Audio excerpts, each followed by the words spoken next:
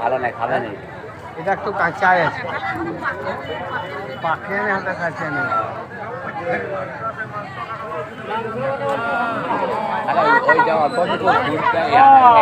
কাটা বাল দিয়ে জল দিচ্ছে, ধরি খাবে এরকম করলে চলবে?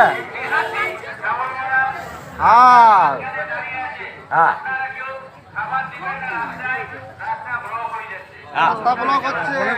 তারা কি করছে? অম্বাবতীর দিনে পৌঁছে গেছে, কি করবে? ওরও অবস্থা খারাপ হয়ে যাচ্ছে।